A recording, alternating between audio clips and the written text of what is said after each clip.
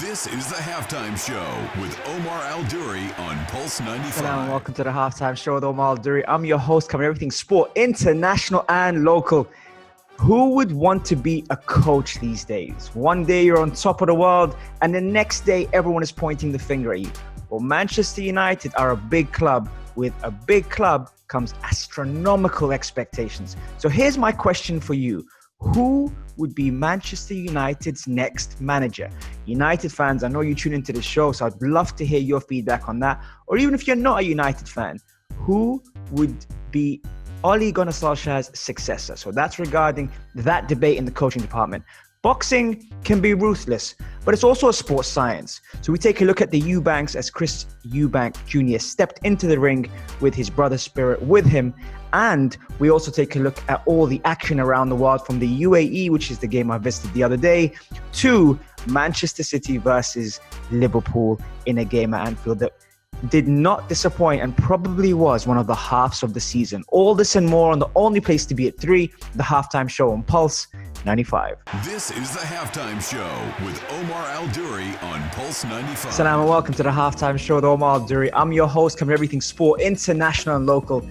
Wow. Wherever you're tuned in around the world, whether it's 95 FM, pulse95radio.com, our app, Sharjah Broadcasting Authority, or even if you're tuning at home watching us live on YouTube. Thank you very much for connecting with us today. I can't wait to be back with you in the studio on Wednesday. Right. Okay. It's Monday morning and we're thinking a lot of things today. Who will be Manchester United's successor?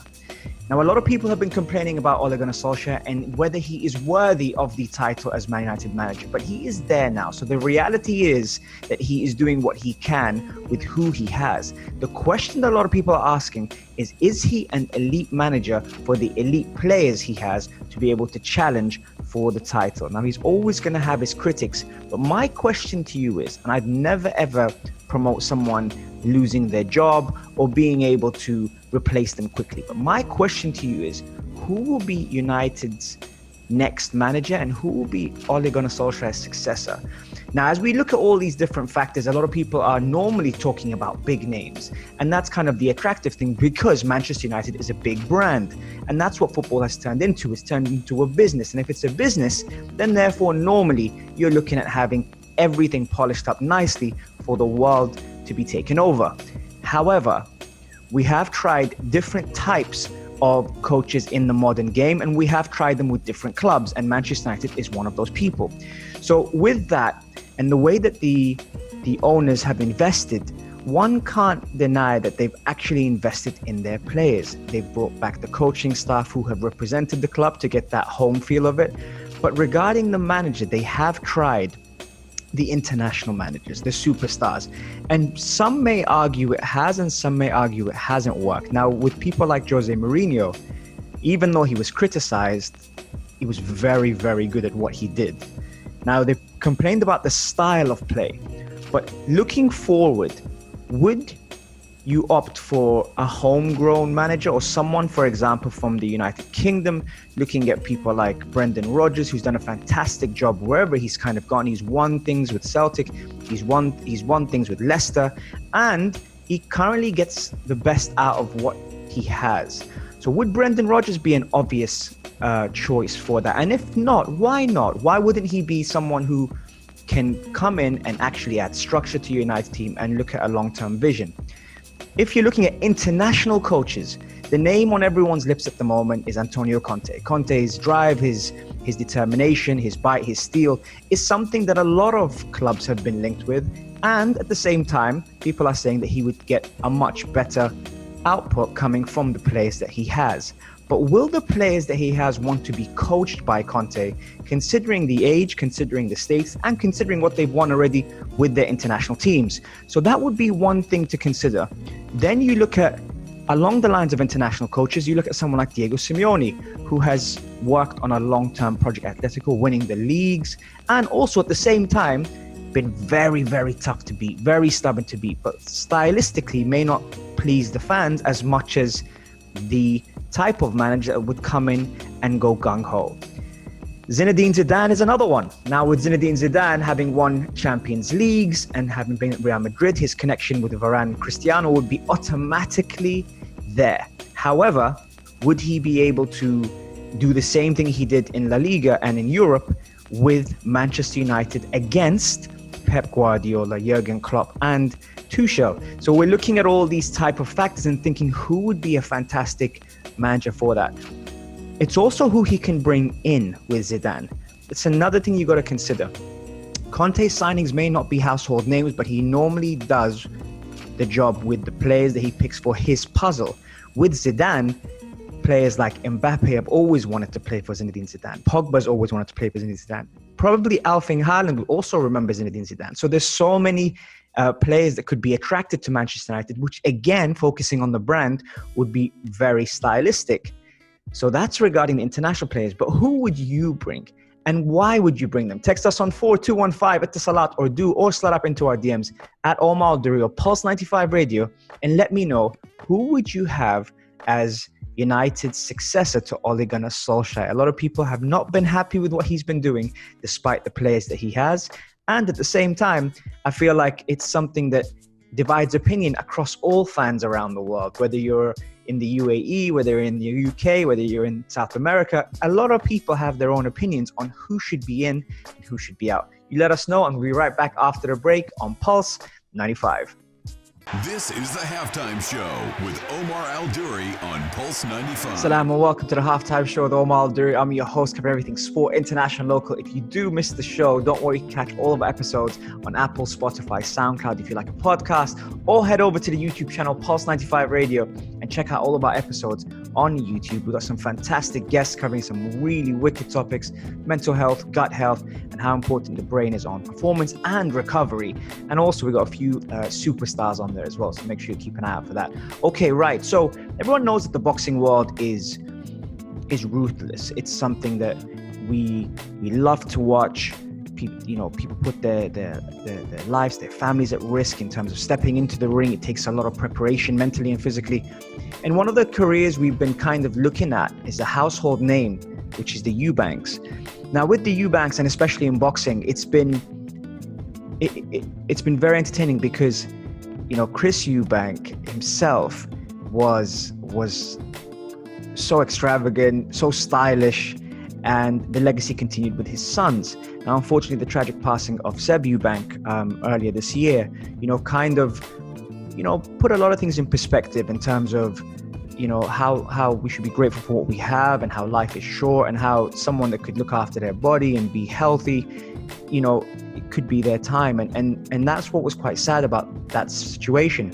But Chris Eubank Jr. chose to continue fighting, even though he also has, by his own admission, admitted that he doesn't really need to fight anymore. And he's made his money and he's done all that things, but the drive in him still is there.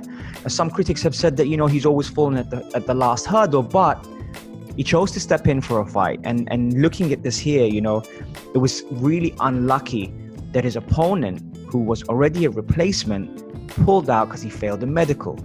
Now, his first opponent got COVID. His second opponent failed a medical. And it's surreal. This is what Chris Eubanks Jr. said. The cancellation of Anatoly Muratov's fight was something which was a bit of a surprise to him because he was getting himself ready. And that's the thing about boxing. Boxing doesn't start a week before.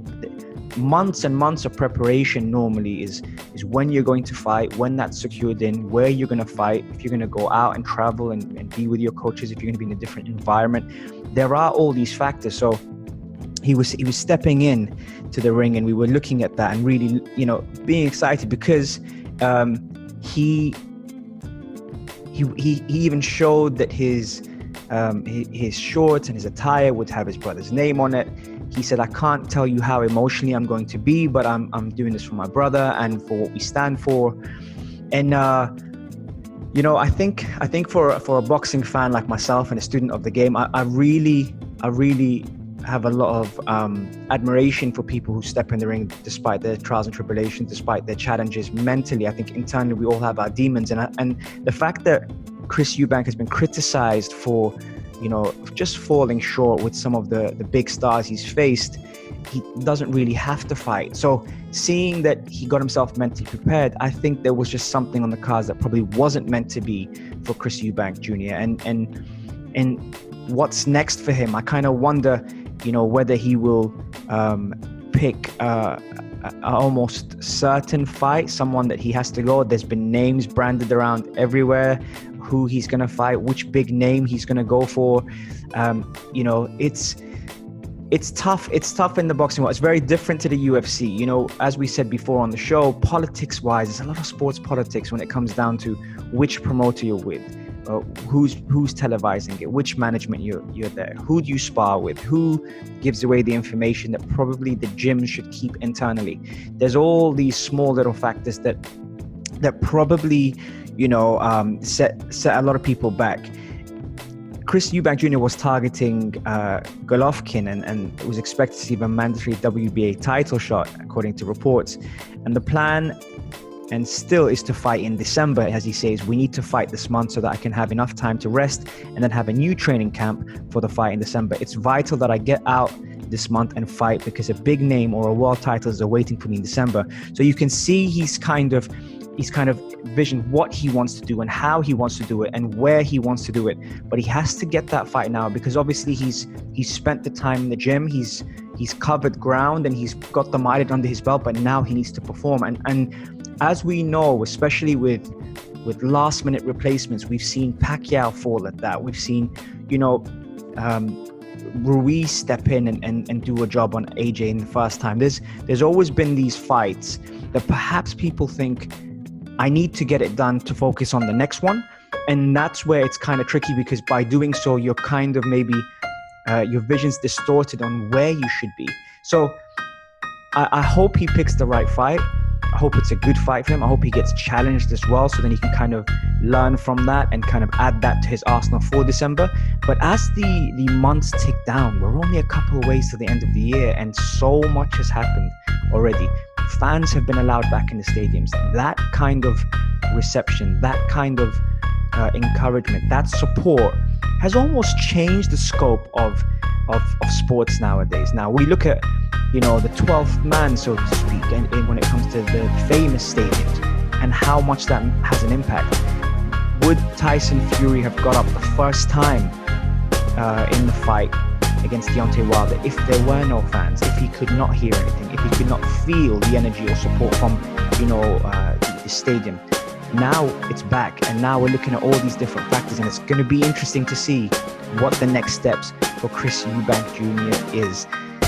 Can't wait to share more with you. We're going to stay here right with us on Pulse 95 Radio. We'll be right back after the break. I'll see you after this. Enjoy, folks. This is the Halftime Show with Omar Al-Duri on Pulse 95. Hello and welcome back to the Halftime Show with Omar Al-Duri. Thank you very much for tuning in and connecting with us today. So happy to see your faces on the YouTube and on 95 FM. It's fantastic to be able to connect with you guys. Okay, a roundup of sports internationally and locally. Right, so the other day I had the privilege of going down to the UAE headquarters to watch the women's national team play against India. By the way, India were very, very impressive in that match. And although the result really doesn't matter as much, the performance does, due to what the national team are preparing for a major tournament. However, saying that, I kind of like the integration of the younger players and the more senior players in that setup. I was watching different patterns of play regarding India and the way they were manipulating the ball, but I also liked to see how far some of the players have come. The striker Layla was very energetic, pressing from the front. That was very impressive. I also like the fact Maria scored a free kick, or maybe North might have touched it at the end, but either way, it was a great goal for the UAE. The celebrations were nice to see, celebrating with the coach, Harriya Tahiri, who's one of our very own and a good friend of ours as well at the show. So I watched that, I observed it. And I also, something that a lot of people don't notice, I also watched the youngsters who were sitting with me in the stands watching the game. And I looked at that and I kind of really liked the fact that, sometimes they don't watch football, kind of get distracted. Everyone was watching. They were focusing on the small details. Badriya in goal actually pulled off a couple of great saves as well. Seeing the integration, Salha and Ghanima as well, the two sisters that play centre back and right back as well. Ghanima's a little bit younger than Salha, but still, playing next to your sibling. I thought that was very, very good. And of course, full fitness coming back for players like Naima, as well, which was great to see. North conducting the midfield as well, alongside Rawan, who's very brave. A very small, skillful player who managed to spread the ball out and actually put in a couple of very, very good tackles as well.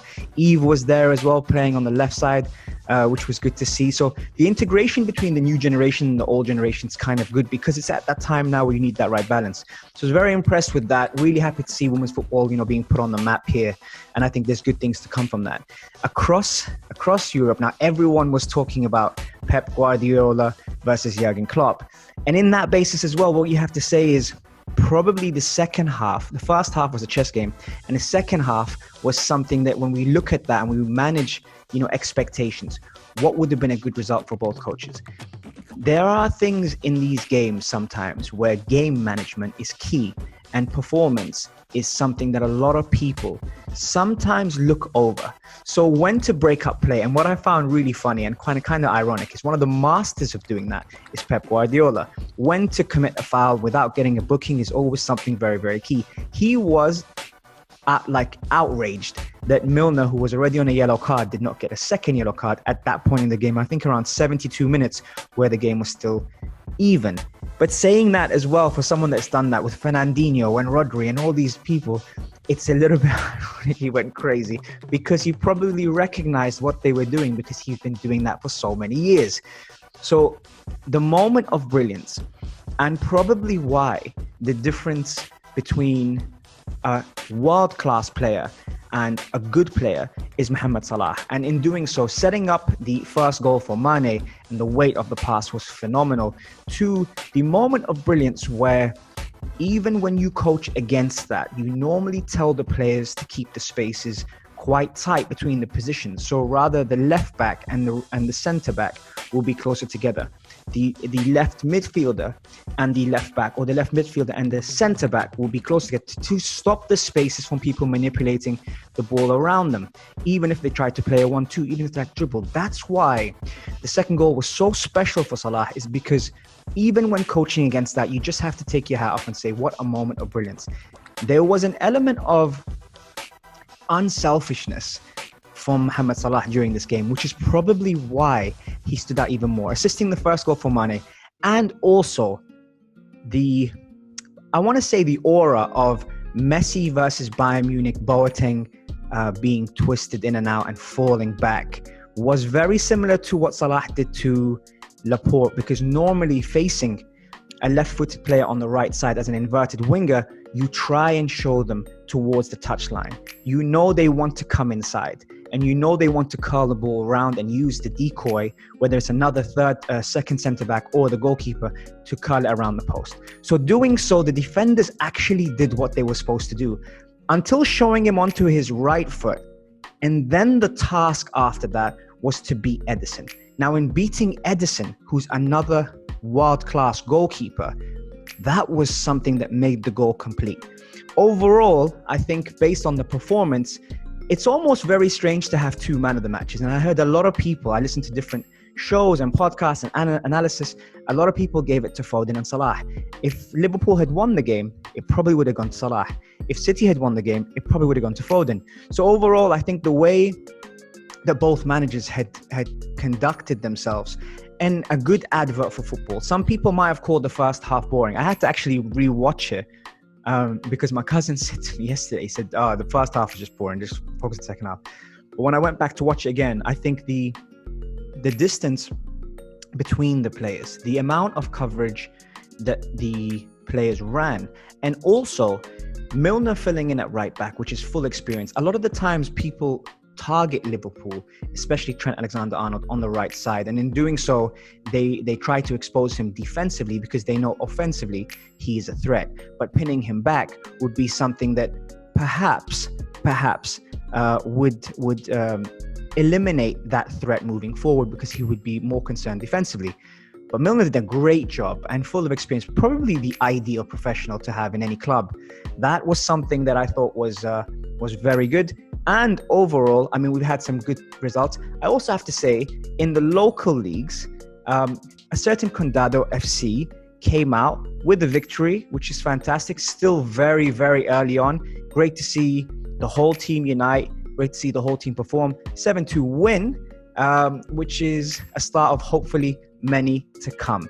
Stay tuned for more on the only place to be at 3, the halftime show on Pulse 95.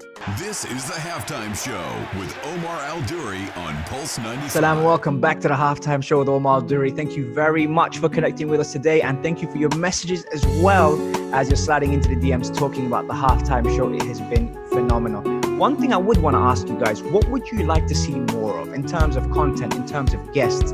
Are there people in the UAE you would like to see on the show? If so, please do let us know, and we will do our best to try and connect with them. We've had some really, really cool guests on the show and probably punched above my weight, but delighted to have those on. And also being able to ask them questions that you guys send through has been a huge part of the show. That interactive side, actually, even especially being in the studio, I think for me is my favorite.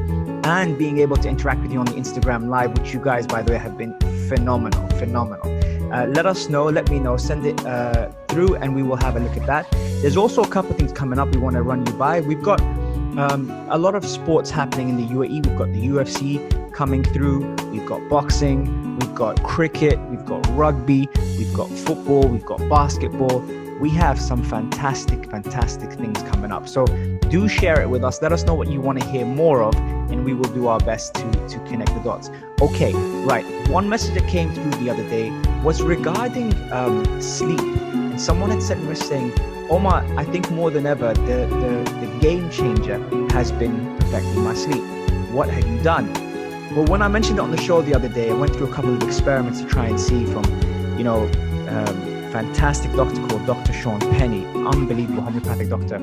Having spoken to him and being able to understand, obviously, how different factors vary, an elimination of coffee was the one that a lot of people said to me, can you do it? And I love my coffee, 100%. But I had to take that away for 2 weeks. That really did help with trying to manage the REM sleep and the deep sleep. And those are all factors that sometimes people maybe look over. Sometimes you could be asleep but not in deep sleep, and those factors really make a big difference in the long run, especially when you look at it from a holistic approach.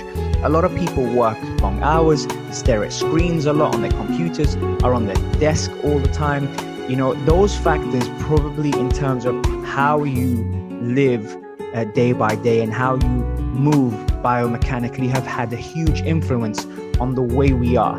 So small things like Aura rings, sleep apps, you name it, Whoops. There's all these things that people use, and I've kind of used a lot of them and seen how they make a difference. And I normally see if there's a link between them. So when the timing you would have slept, when your last meal would have been, were you staring at a screen before you went to sleep? Do you wear the blue light, the glasses? Normally they have some really cool things that happen with that also help with the way your brain absorbs the lights. So those were all things I thought were game changers. And it's also, if you get a chance to do things like breath work as well, or meditation, which can put your mind at ease. That was a very, very good question. Thank you for sending that through. And it was all the fact that we look at that, and Derek, you raised this point as well on how these small changes on the long term can be very beneficial for your short term as well. But yeah, we are wrapping up full time on the halftime show. Thank you so much for connecting. Really appreciate it. I will be back in the studio on Wednesday, I promise. And I will be listening to you and your questions all day, every day on Wednesday on the only place to be at 3, the halftime show on Pulse 95. If you liked this episode of The Halftime Show, drop a like and subscribe. 95. Be sure to follow us on Instagram for all our daily updates and top stories. Pulse.